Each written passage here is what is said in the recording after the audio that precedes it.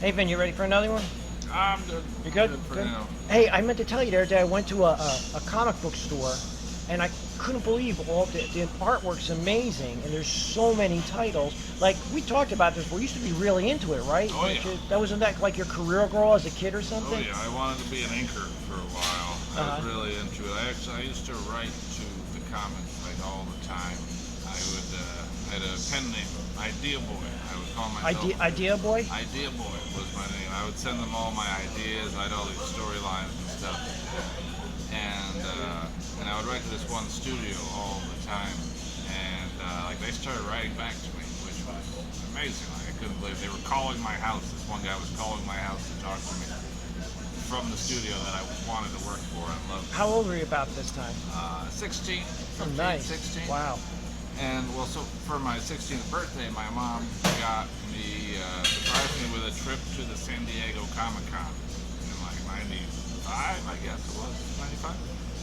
And so we flew out to San Diego, and it was amazing. Like I was on the line, and like they were like doing autographs, and they were like, "Who should we make this out to?" And I was like, "Idea Boy," and they were like, like your Idea Boy," and I was like, "Yeah," because I was very shy at the time. And they were like, "Holy shit, Idea Boy's here!" Like they freaked out, and like they took me out to lunch. They were so excited. Oh, wow. It was like I got to go to lunch with all of my heroes, like all of these people, artists and writers and everything. But the guy who was my idol, the founder of this company, wasn't there that weekend. And I was so upset that he wasn't there. I was like, I just wanted to meet him. Like I met all of my other comic book heroes, but he wasn't there.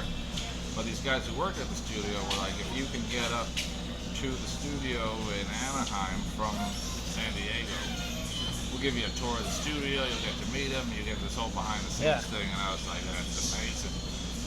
So my mom, being the saint that she is, like got us train tickets to go up to the studio.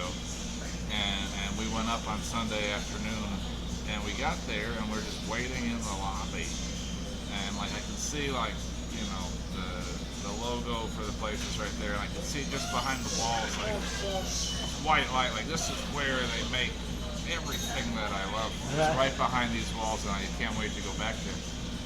And then the president of the company comes out and sees my mom and I waiting there, and I'm like, holy shit, like this is my hero, this is my idol. And he just flipped the fuck out at us. He was like, what the fuck are you doing here? Who let you up here? Like, you're not allowed to be here. You need to get out now. And my mom was like, oh, like, these men promised us a tour, like, your employees. They said, and he was like, we don't do tours. You need to get out or I'm calling security. Like, get the fuck out of here right now. Yeah. And I was like, my heart just like, whoo, like sunk so far down. And, we waited for like a couple. We were like, once they get here, they're gonna solve the problem. Like they're gonna talk to him, but they were stuck in traffic and they didn't make it there in time, and we had to fly back to New Jersey. So like I just cried the entire way home. Oh. And they did send me a care package onto that studio. They sent me like an apology letter, and they sent me all these free comics, but. And they signed everything, but nothing was signed by the head of the company. The guy who did it, they were like, he was mad, but he wasn't mad at you. It's not your fault. But I'm like, he never apologized to me, that motherfucker. And I was like, I don't know. That kind of just, I stopped reading comics yet. It was, Oh, it was you're sort of too kidding me. painful after that. It sort of what's ironic is that he like as a comic book fan. You like the comics because there's good guys and bad guys. And I looked up to this guy as a good guy. And then finding out, like, this guy who makes these comics about good guys and bad guys is actually a bad guy himself.